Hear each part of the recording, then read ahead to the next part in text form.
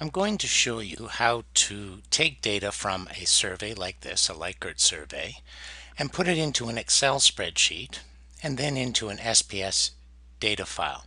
Now you could put it directly into an SPS data file, but I don't do that for two reasons. One, I like to have a backup of my data, and two, I'm using a tool called SurveyMonkey here, and it automatically puts it into an Excel spreadsheet where I take a look at the data, change it around, and then copy it into SPSS. Now, of course, if you do a paper and pencil survey, you can directly copy the information in SPSS. So here we have our information. It's a survey on the use of laptops during class. And so I have academic use, and here it's 10A. So how often did you do the following activities during class in this course? So they're estimating how often they take notes, use the notes posted by the instructor, search the web for academic purposes, and there's another, there are other items there. And then I also ask, we're looking at distractions too, because they probably do other things, right? So how often during the course or during the class do they play games, watch movies, watch a short video, search the web for personal reasons, all the things that we hope our students don't do, but we know they do. So this is a survey, it's a study that I did. And so we had the students fill in the survey, and we had a number of responses. And so let's take a look at my Excel spreadsheet. So as you can see, here are the questions: 10A, 10B, 10C. Take notes on my computer, and I've got all the labels there.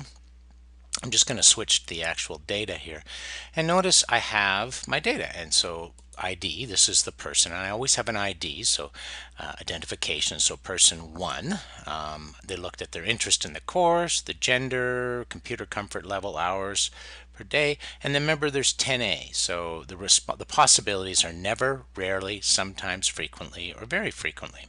Okay, so this is going to be a 1, a 4, whatever. It's a number from 1 to 5. All right, so that question 10A, if I go back, is take notes on my laptop computer. So that person answered never, never. So this person, number 1, never took laptops, and they rarely did 10B, which, if I take a look at it, is use the notes posted by the instructor. Okay, so that's the context of the data. So how do we get this data into SPSS where we can analyze it?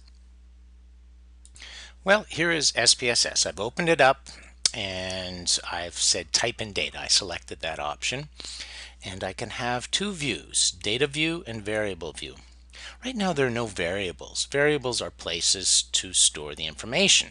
So a variable in this case, let's go back to here, would be interest in the course. All right, so I might have an interest variable. All right, and there's some, so let me just show you how to create these variables, because they're basically places where we store each of these bits of data. All right, and here there's A, B, it goes all the way to U. So there's about 15 to 20 bits of data that we have to get ready. So let's go back. So you can see there's ID. So I'm going to type in ID. There's my label. Type. Well, what is this? Well, it's numeric. You have some options there. Just so you know, I just clicked here.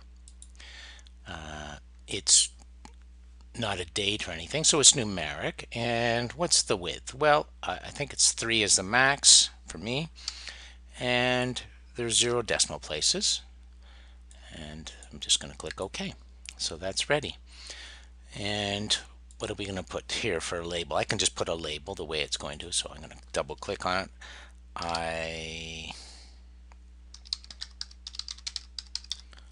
Okay, identification. I even spelled it right. Let's do the next one, interest in course. All right, so I'm going to type in interest. How about this actually? CRS interest. Now that is, what did I say here? It's up to 4 values, 1 to 4. So I'm going to go back.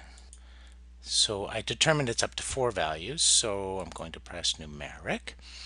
And the width is only 1, right? It's only going to number up to 1. Width means the number of actual characters, right? So it's only going to go 1 to 4, so there's only 1 character, 0 decimal places. So I'm going to say OK. Okay. In this case, I'm going to say course interest, and that's the label that appears in your data analysis. You want to be careful, put a clear value in there. And then the value. So this is interesting. So let me take a look.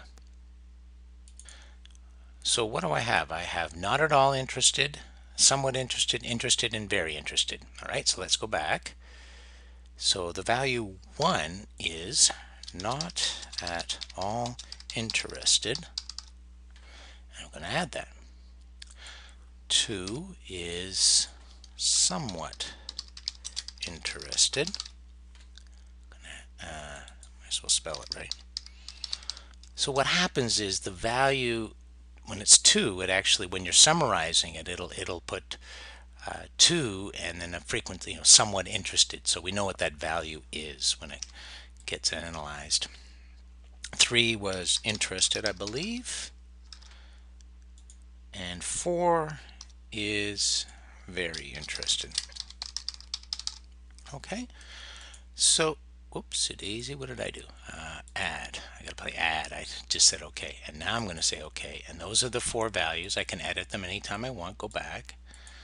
All right, and so I'm going to enter in all these variables. Okay, and I'm not going to make you watch me do it. I'm just going to do it, and then I'll come back in a second. Well, it'll be a second for you, but it'll be maybe 10 minutes for me. Now I've almost finished here, but I wanted to show you a couple of tricks should you be doing this yourself, and you probably will be if you're using a Likert survey. Notice I've labeled this Q10A, and then what I did is I put 10A, and it's important to match the number of questions to the one that you use on your actual survey so you can go back and forth. And then I put a really clear description. I put the actual item on there. It's really important because believe me, you forget what Q10B is and Q10C, and you don't put these label in because you think, well, I'm not going to do that. I'll know what they are, but you forget.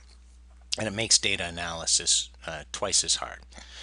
The other thing is when you actually put in values for the Q question, they're all Likert values, so 10A, 10B, 10C, and they're going to be all the same. And I'm going to show you how to copy them because it's a pain to enter them in for each one. So I'm going to enter one in for the first one, and then I'm just going to pause this and do that, and then show you how to copy it. Okay, so I entered these in. There was 5 values, and I'm not the greatest typist in the world, so I don't want to do that what looks like about 15-20 times. So I just take it, I right click, I copy, and then I drag here. I'm dragging below here, and then I'm just going to say, I'm not going to say it, I'm going to click on paste, and there you go, and that's much easier.